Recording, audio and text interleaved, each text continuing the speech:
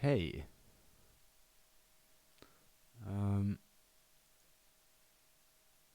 Oj, mörkt det var.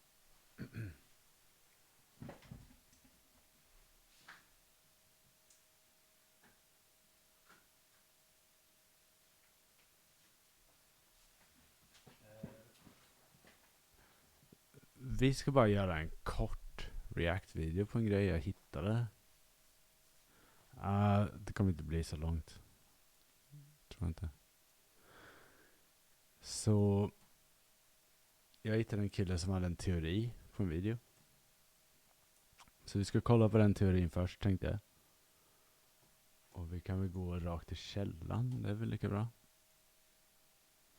Och det här är då... Nej, det är fel.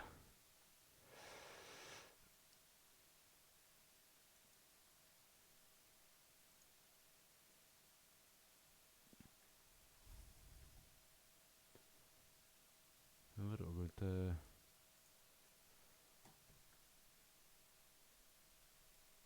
Vadå, går inte hans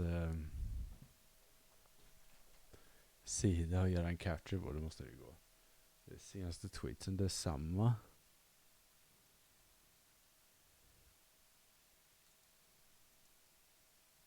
Nej, det går inte att göra en capture på hans sida. Vad i helvete? Nej, men okej, men då får vi dra upp bilden då. Då gör vi så här. Nu gick det. Det gick ju alldeles utmärkt.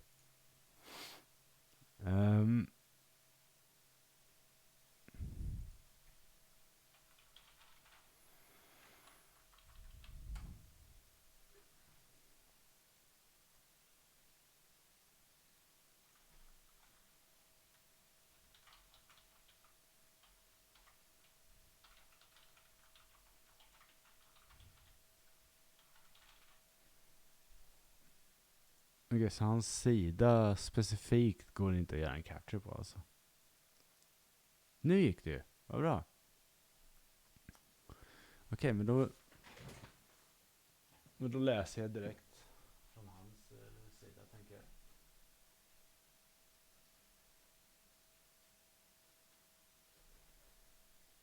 jag. Då ska vi se.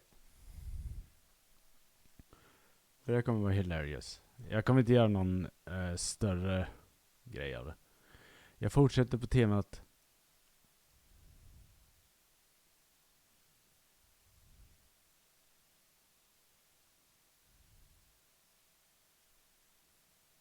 Så precis en video på YouTube där jag bygger på de idéer jag framkastade här i min blogg 28 oktober.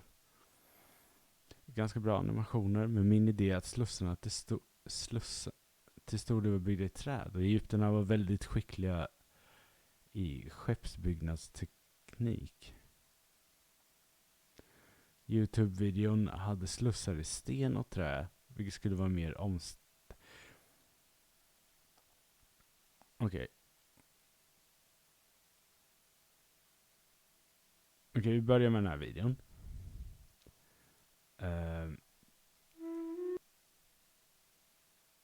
Den känner vi, så vi ska spola förbi den. Vad som händer är att teorin som Karsten har, det är att man inte släpar upp pyramiderna, eller släpar upp stenarna till pyramiderna. Det smidigare sättet att bygga pyramiderna enligt Karsten var att skapa ett vattensystem som transporterade stenblocken.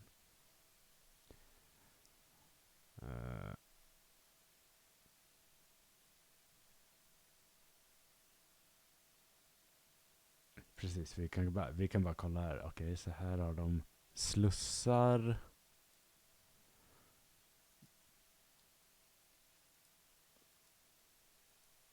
Illustrationer som ska bevisa det. Bla bla. Vi kan kolla på den videon jag tänkte att vi skulle kolla på istället. Det är den han fortsätter nästa inlägg med. Jag fortsätter på temat de stora pyramiderna vid Gize. Jag antar att Gize är ett äldre pretentiöst namn. Så det är därför han använder det. Vi säger då Giza. Idag så har jag en video på YouTube som byggde på samma idé jag har om med hjälp av vatten lyfta stenarna på plats. Denna metod byggde på att varje sten fästa luftfyllda lyftkroppar med djurinälvor och via vattenfyllda stentunnlar längs pyramidernas sidor förde dem upp på plats. Okej. Tyvärr tror jag inte att denna metod som vi säger är genial. Men som saknar förankring i den egyptiska litteraturen och bild. Hade man använt denna metod att flytta tunga föremål med hade den funnits avbildad och använt pyramidstenar. Däremot finns det bildbelägg för slädar och båtar och pråmar som används för att frakta sten. Jag förstår inte med det.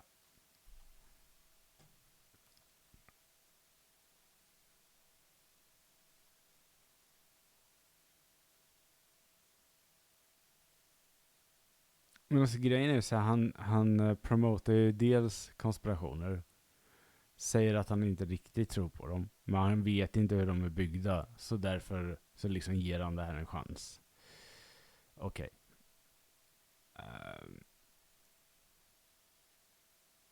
Som ni vet, ni som ser det här på YouTube sen.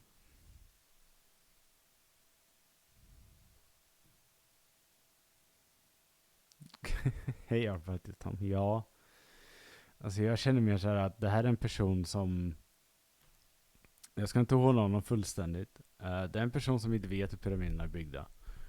Och därför sitter och tittar runt på olika videos. Och får lite dumma idéer på det. Istället för att bara hitta min video som jag förklarar. Jag ska länka honom den.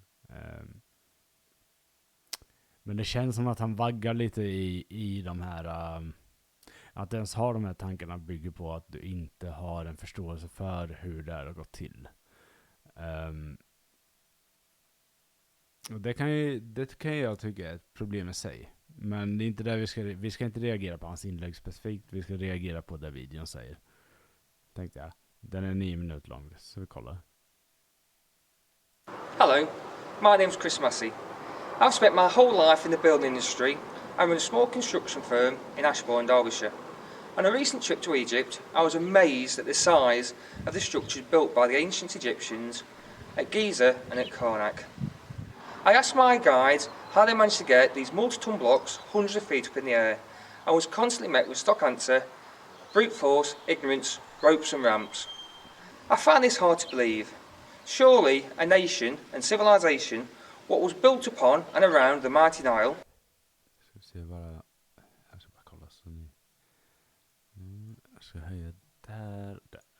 whose every childhood moment would be spent playing in the Nile, whose every day, working day, would rely on either fishing in, floating on, or irrigating with the waters of the Nile, whose only knowledge in life would be based around water. So if you was going to build... That's racist.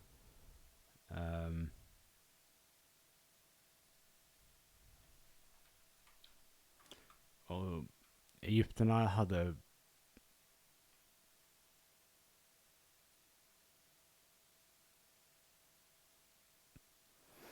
knappt jag material idag. Nej, jag tror inte det. Whose only knowledge in life would be based around water. So if you was going to build a massive structure using the workforce available, you would build it using the knowledge of the day, which was water. We've made a series of videos to try to explain the theory and have written a book which comes out in August. So please enjoy the video, read the book and believe the theory. Thank you. And believe the theory. Thank you. Okay.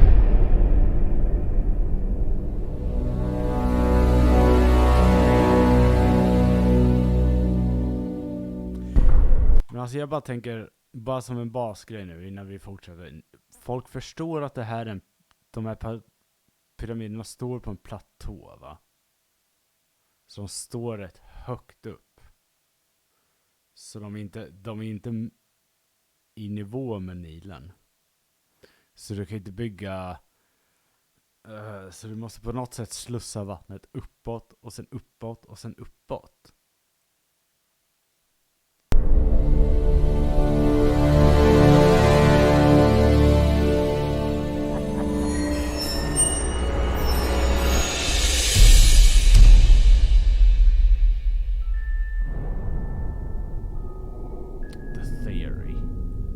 skulle inte kalla det en teori ens.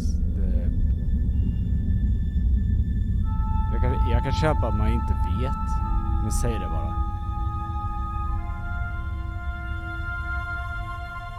Our journey starts at the harbour, positioned close to the Great Pyramid Quarry. Each block is prepared for its voyage to the summit of the Giza Pyramid construction site by attaching floats. These floats, made of inflated animal skins and stomachs, are held securely in place using ropes and reed matting. Flood season arrives, and the water rises to fill the harbour and canal system.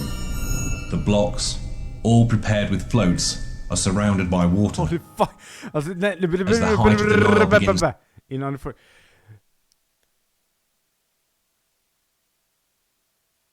Kolla vad det här skulle kräva. Holy fuck!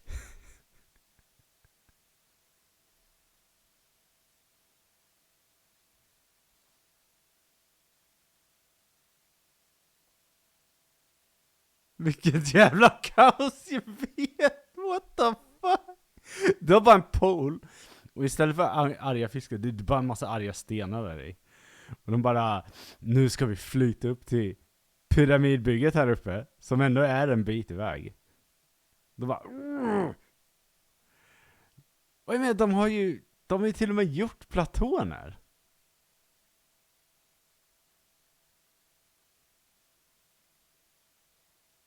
What the fuck? Ja, vi fortsätter att se var de går. To reach above them, the blocks begin to rise.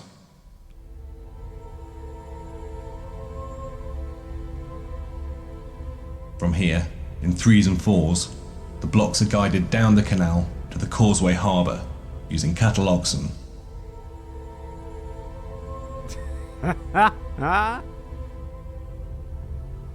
The next stage is where the benefits of Chris's unique system for raising blocks to a higher level comes into play. The causeway that leads from the canal to the pyramid precinct is essentially a massive pipe or culvert that seals in hundreds of gallons of water.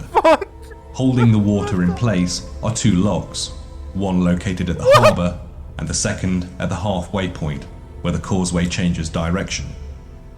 No.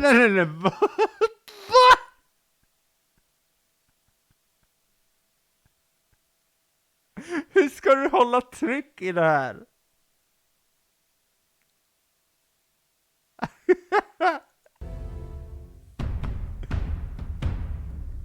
The blocks are guided into the open lock, a few at a time until it is fully loaded, and then the first gate is closed behind them. The second gate is opened, and the floating blocks gently glide up the sealed and water-filled causeway.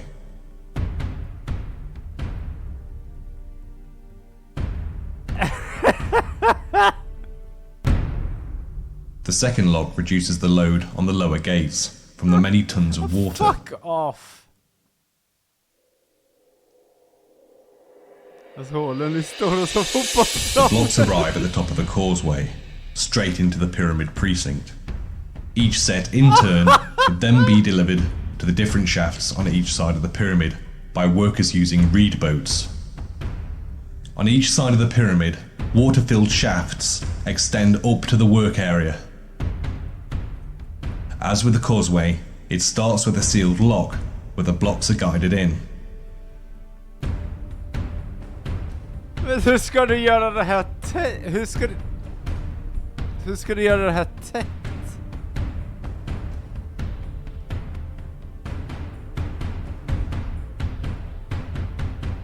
The second gate is opened. The blocks gently rise out of the lock and float steadily. Notera en grej.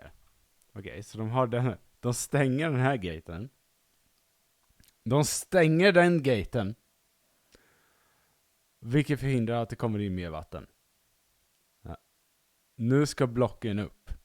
Och det gör de genom att magiskt lyfta på den främre. Utan att det bygger på mer. The second gate is opened.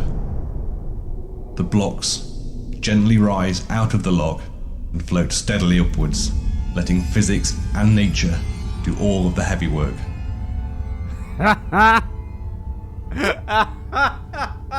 This simple process cuts out thousands of man-hours of building gigantic ramps and dragging massive and extremely heavy lumps of rock around with ropes and brute force alone.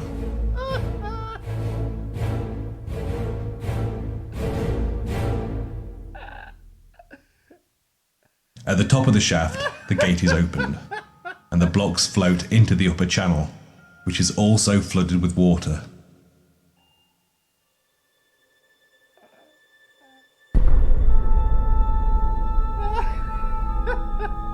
A series of watertight gates are positioned around the upper channel to allow sections to be drained as needed. Förlåt, men vadå? Pyramiden vattenfylld hela den här tiden? För jag tänker att du måste ha... Fuck it, de bryr sig inte om tryck. Men du måste ju... För Arkimedes princip slängde i väggen. Men du måste ju ha... Du måste ju ha tryck nerifrån. Det är ju uppe på... Bara den här, jag ska visa här. Bara den här. Hur i helvete är den tänkt att fungera? Du har ju inget tryck.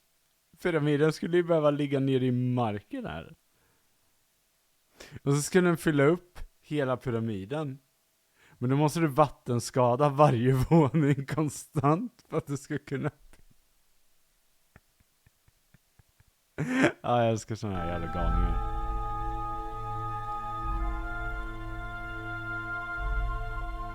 The smooth facing blocks floated across the Nile from the quarry at Tura are the first to be guided into their approximate positions. Ja, fiskar vi upp dem med metspön eller hur gör vi? Kräfthovar. The outer gate is raised slightly, letting the small section of water drain away and the blocks sink onto the ground along with it.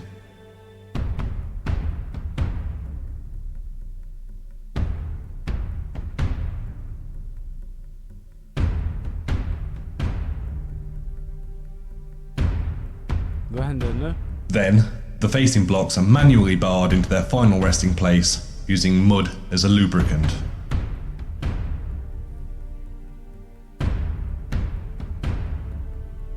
When a section of facing blocks has been completed, the channel wall is extended on top of them.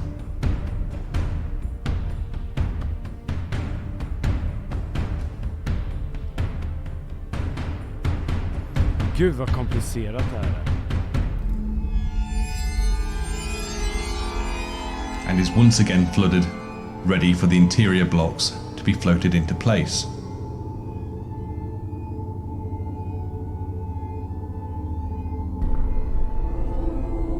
Another huge problem that the flotation theory solves is that of turning corners. In water, they can be easily guided, even in tight spaces.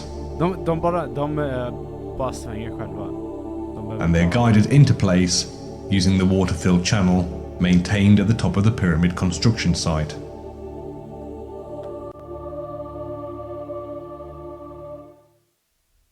Det är så jävla knullat.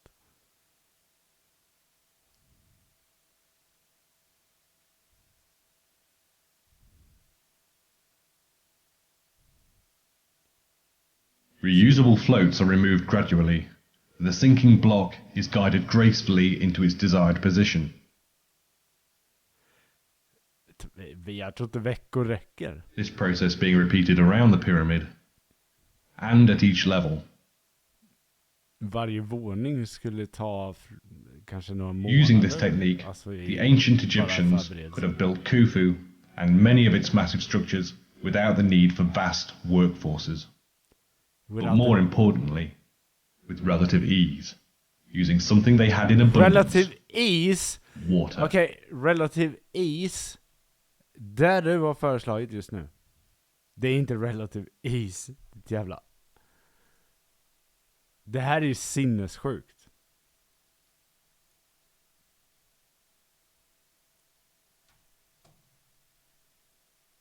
Ljudet bara droppar. Now read the book to give you a detailed understanding of the idea and the concepts behind it.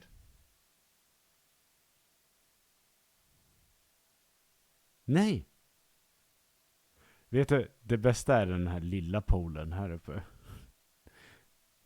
De ska använda den här. Och bara... Wee-hoo.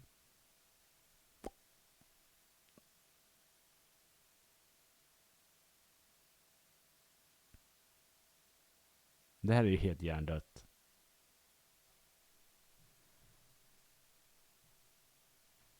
Totalt jävla hjärndött alltså.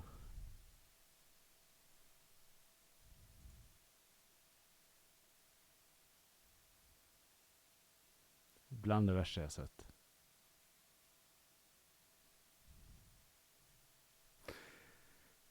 Okej, så nu...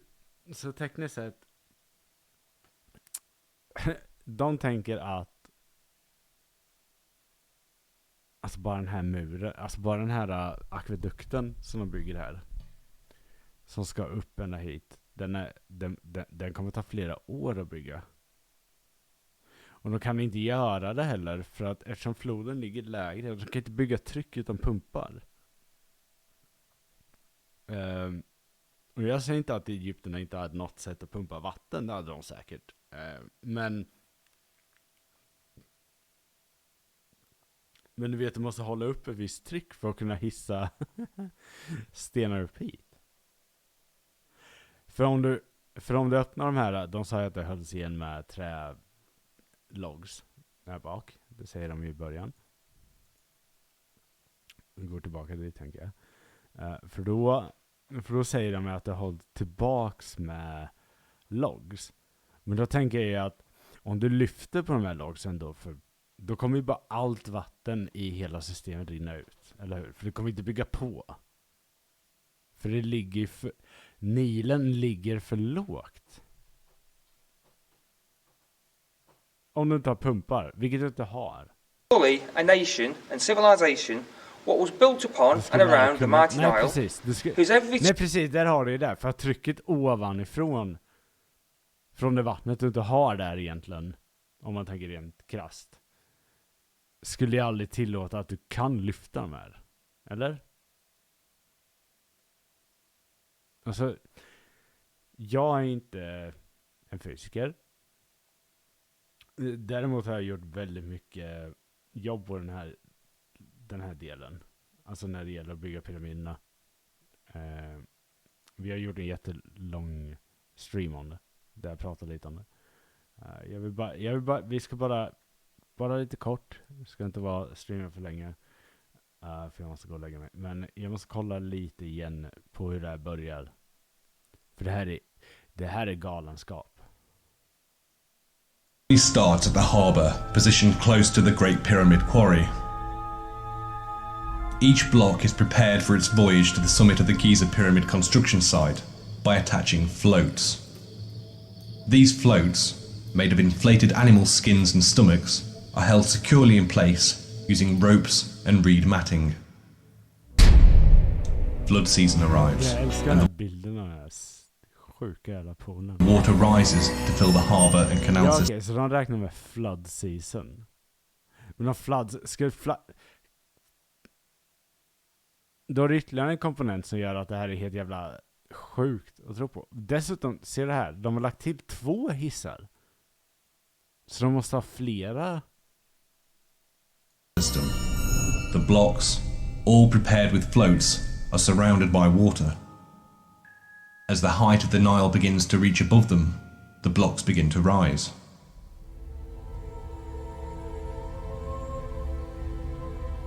Här går vi. From here, in 3s and 4s, the blocks are guided down the canal to the causeway harbour using cattle oxen.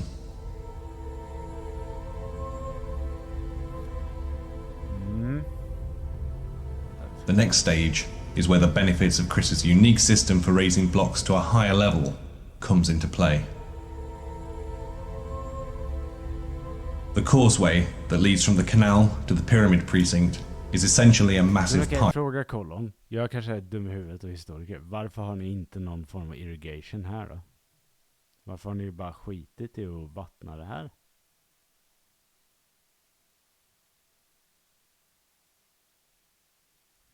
Or culvert that seals in hundreds of gallons of water. Holding the water in place are 2 logs, one located 2 logs. Okay. at the harbour and the second at the halfway point where the causeway changes direction. Men vänta, då måste folk... Okej. Det enda sättet är en så här, det är inte möjligt. Men om en ska ha en chans, det är att folk står i år och fyller upp hela poolen uppe vid pyramiden.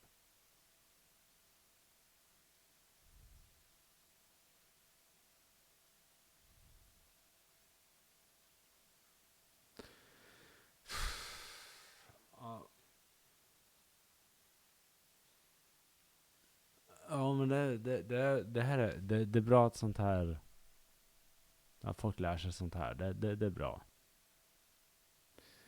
Det är lättare att skapa ett kanalsystem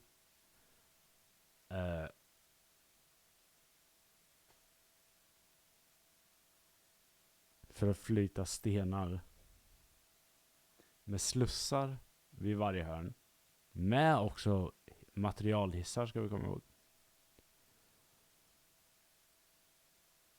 än vad det är att göra det bevisen visar.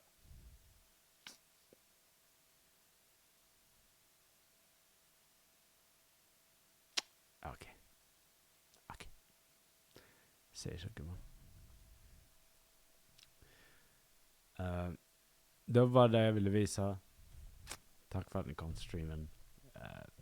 Vi hörs igen imorgon förmodligen. Sov gott allihopa.